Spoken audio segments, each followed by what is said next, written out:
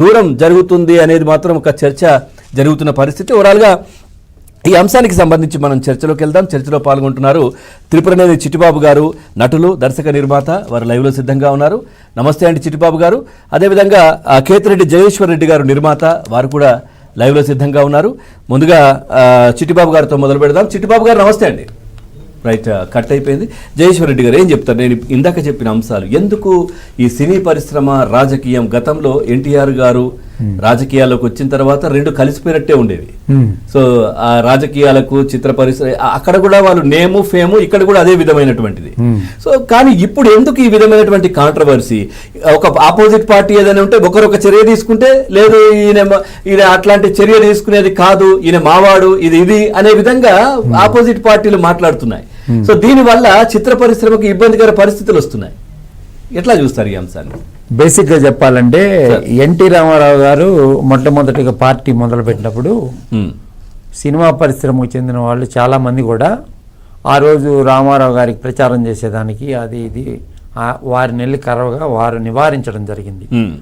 నేను చేసే ఈ మహాయజ్ఞంలో ఇందిరాగాంధీతో నేను పోరాటం చేస్తున్నాను. ఈ పోరాటంలో మిమ్మల్ని అందరూ మీరు ఇబ్బంది పడతారు. నేను అన్నిటికీ సిద్ధపడి నేను రాజకీయాల్లోకి వచ్చాను ఈరోజు. ఇప్పుడు మీ సహాయ సహకారాలు మాకు అవసరం లేదు బ్రదర్ అని చెప్పి ఆ రోజు చెప్పడం జరిగింది. ఎప్పుడు కూడా చలనచిత్ర పరిశ్రమకు చెందిన వాళ్ళు వీళ్ళకి రాజకీయాలు అనేవి తెలియవు. తమిళనాడులో రాజకీయం అనేది ఉండేది. తమిళనాడులో ఎంజీఆర్ ఉంటాడు, అదేవిధంగా కరుణానిధి గారు, రెండు రాజకీయ పార్టీలు, ఇద్దరు సినిమా ఫీల్డ్కి సంబంధించిన వాళ్ళే ఉంటారు. కాబట్టి అక్కడ సినిమా వాతావరణం అనేది ఉండేది. మద్రాసులో ఉన్నంత వరకు ఈ సినిమా వాళ్ళు, ఈ మన ఆంధ్ర తెలుగు సినిమా వాళ్ళు కీలక రాజకీయాలతో సంబంధం ఉండేది కాదు. ఇతరత్ర ఇట్లాంటి వ్యవహారాల్లో కానీ ఇలాగా ఉండేది కాదు. షూటింగ్లు చేసుకునేవాళ్ళు, టక్కంట ఇంటికి వెళ్ళేవాళ్ళు, వాళ్ళ పనులు వాళ్ళు చేసుకునేవాళ్ళు తప్పితే ఇలాంటి కాంట్రవర్సీలు ఈ రకంగా చేయడం కానీ అప్పుడు ఏంటంటే విజయవాడ కానీ హైదరాబాద్ కానీ వచ్చి సినిమాలు చూసేవాళ్ళు. అది ఒక ఆనవాయితీగా వస్తున్న వ్యవహారంగా ఉండేది. రాజకీయాలు అని అంటారా, రామారావు గారు రాజకీయాలకు వచ్చిన తర్వాత రాజకీయం అనేది సినిమా వాళ్ళకి వంట పట్టిందా అని అంటే వంట పట్టలేదనే చెప్పవచ్చు. ఎందుకంటే చెప్పమంటారా, అసలు ఈ సినిమా ఫీల్డ్ మద్రాసులో ఉన్నప్పుడు నడిగర్ సంఘం మన ఒక భారీ ఎత్తున చెన్నారెడ్డి గారు ముఖ్యమంత్రిగా ఉన్నప్పుడు ఆయనకి భారీ ఎత్తున సన్మానం చేస్తే 89లో ముఖ్యమంత్రి అయిన తర్వాత ఆయన ఇచ్చిన హామీలు, ఆయన వీళ్ళందరికీ మీరెందుకు ఇక్కడ ఉండడం, మీరు అక్కడికి వచ్చేయండి, మీకు అన్ని రకాలుగా వస్తువులు నేను కల్పిస్తానని చెప్పి చెన్నారెడ్డి గారు ఆ రోజు ఈ ఫిలిం నగర్ అయితేమి ఫిలిం స్టూడియోలకి స్థలాలు అయితేమి ఇతరత్ర అన్నీ కూడా ఆయన కేటాయించడం జరిగింది. ఆ తర్వాత రోజుల్లో వీళ్ళు అక్కడే ఉన్నారు కాబట్టి రామారావు గారు దానికి అందరిని కూడా ఇక్కడికి వచ్చేటట్టు అన్ని రకాలుగా ఇంకా ఏమన్నా ఇన్ఫ్రాస్ట్రక్చర్ ఏదైనా ఇబ్బందిగా ఉంటే ఈ కొండలు గుట్టలు ఉండేవి కాబట్టి అలాంటి అవకాశాలన్నీ కల్పించి అందరినీ కూడా ఇక్కడికి తీసుకురావడం జరిగింది. మద్రాసులో ఉన్నప్పుడు ఒక రకంగా ఉండేది. కొంతమంది కొన్ని రాజకీయ పార్టీలని అనుసంధానం ఉండేవారు. కృష్ణ గారు కాంగ్రెస్ తరపున ఉండేవాళ్ళు. అదేవిధంగా తెలుగుదేశం పార్టీకి చాలామంది ఎక్కువ మంది తెలుగుదేశం పార్టీకి సపోర్ట్ చేసేవాళ్ళు. చేసినప్పటికి కూడా రాజకీయ కోణంలో ఎప్పుడు కూడా ఏ విధమైన వివాదాల్లో ఎప్పుడు కూడా తలదూర్చలేదు.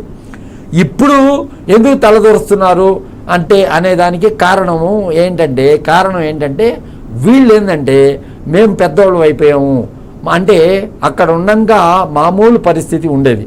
ఇక్కడికి వచ్చిన తర్వాత ఇక్కడ ఏం జరిగిందంటే ఈ పక్కన నానక్రామగూడ తదితర ప్రాంతాల్లో ఎకరా 10 లక్షలు 20 లక్షలు ఉన్నాయి కొనుక్కొని ఇప్పుడు అత్యధికమైన శాతంలో ధనం ఎక్కువగా సంపాదించేశారు ప్రతి ఒక్కరు. మెడ్రాస్లో ఉండగా ఇంత ప్రాపర్టీస్ వాళ్ళకి లేవు. ఎక్కడో మహాబలిపురం అక్కడక్కడ 7 acres ఇట్లా వాడు కొనుక్కొని అలా ఉండేవాళ్ళే. కానీ కోడి రామకృష్ణ వీళ్ళందరూ ఉండేవాళ్ళు.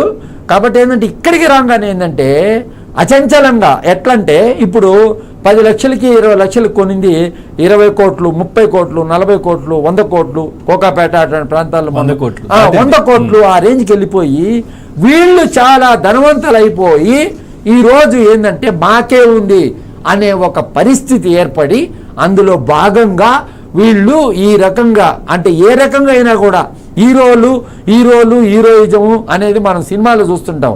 అది నిజ జీవితంలో ఇప్పుడు మనం ఉదాహరణ చెప్పాలంటే సంధ్యా థియేటర్ ఇన్సిడెంట్ చెప్పొచ్చు. సంధ్యా థియేటర్కి చేతులు ఊపుకుంటా పోవాల్సినంత అవసరం అయితే ఎప్పుడు లేదు. చేతులు ఊపుకుంటా పోవడం, జనాన్ని దారి ఇచ్చే విధంగా ఒక పాయలాగా దాయం చేసి జనం కిక్కిరిసిన జనం అక్కడ చేరడము, ఇవన్నీ కూడా ఉండే కాదు. రాజకీయంగా మాట్లాడతారండి. ఎందుకు మాట్లాడరు? మీరు రాజకీయ నాయకులతో మీకేం అవసరం, మీకేం పని రాజకీయ నాయకులతో? నేను అడుగుతున్నాను. మీ సినిమాలు యాక్ట్ చేస్తున్నారు, మీ సినిమాలు వాళ్ళు చూస్తారు, వాళ్ళు ఎంజాయ్ చేస్తారు, అంతవరకు కలిసినప్పుడు సెకండ్ ఇచ్చుకోండి. మీకు రాజకీయ నాయకులతో కొంతమంది వచ్చి కేటీఆర్తో సంబంధంతో ఉంటారు. అదేవిధంగా కొంతమంది వచ్చి ఎవరు కూడా కాంగ్రెస్ సపోర్టర్స్ అనేది ఉండరు. ప్రతి ఒక్కరు వచ్చి ఇప్పుడు బన్నీ చేసిన తప్పుకి బన్నీని చట్టపరంగా తీసుకునే పరిస్థితి ఉన్నప్పుడు కేటీఆర్ అలా స్టేట్మెంటు ఎందుకు ఇవ్వాలా? వ్యవస్థ ఎక్కడో పోతుందా అనే దానికి సమాధానం చెప్పాల్సినంత అవసరం ఉంది కదా.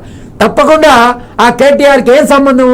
అది అంత పెద్ద సెలబ్రిటీ అని చెప్పి మీకు చెప్పడం ఏంటి? ఎంతమంది లేరు సెలబ్రిటీలు? సినిమా పరిశ్రమలో చాలామంది ఉన్నారు సెలబ్రిటీలు, అందరూ సెలబ్రిటీలే. ఇప్పుడు ప్రభాస్ సెలబ్రిటీయే, అదేవిధంగా మహేష్ బాబు సెలబ్రిటీయే, అదేవిధంగా బాలకృష్ణ గారు సెలబ్రిటీయే. అత్యధిక మంది సెలబ్రిటీలు ఉన్న ఈ రంగంలో మీరు ప్రతిదానికి సినిమా దానికి కన్వెన్షన్ కూల్చివేశారండి. రూల్స్కి విరుద్ధంగా ఉంది. అది రూల్స్కి విరుద్ధంగా ఉంది. FTL బఫర్ జోన్ రెండిట్లో ఉంది కాబట్టి కన్వెన్షన్ కూల్చివేయడం జరిగింది. దానికి రాజకీయ పార్టీలకు పనే ఉందండి. అవసరం ఏముంది? ప్రతిపక్ష పాత్ర పోషించాలా? ప్రజా సంక్షేమ వ్యవహారాల్లో వాళ్ళు తప్పని వేస్తుంటే అధికార పార్టీ దాన్ని ఎలుగెత్తి చాటవలసిన ప్రభుత్వాలు సినిమా వాళ్ళకి ఏదన్నా జరిగితే అత్యుత్సాహం చూపిస్తా ఉండడం అనేది ఎంతవరకు కరెక్ట్ అనేది వాళ్ళే చెప్పారు. మీరు అంటున్నట్టుగా కన్వెన్షన్ సంబంధించి అప్పుడు రేవంత్ రెడ్డి గారు అప్పుడు టీడీపీలో ప్రతిపక్ష పార్టీగా ఉన్నప్పుడు ఎప్పుడో ఒకసారి మాట్లాడిన అంశం అది. అసెంబ్లీలో కన్వెన్షన్ కూల్చేయాలి అని చెప్పేసి అప్పుడే మాట్లాడారు. సో ఇప్పుడికిప్పుడు ఏదో కక్ష పెంచుకోనో మాట్లాడో చేసినటువంటి అంశం కాదు. అప్పుడు చాలా మంది మాట్లాడారు. తెలంగాణలో వచ్చి దోపిడీ చేసి స్టూడియోలు కట్టుకొని ఆ స్టూడియోల్లో వచ్చి వాళ్ళ ప్రైవేట్ విధానాలకు వాడుకుంటున్నారని, అదే ఈ వెంచర్లకు వాడుకుంటున్నారని, అవన్నీ హ్యాండ్ ఓవర్ చేసుకోవాలని కూడా ఒక నినాదం వినిపించింది. ఒక్కసారి చిట్టిబాబు గారు కనెక్ట్ అయ్యారు. చిట్టిబాబు గారు నమస్తే.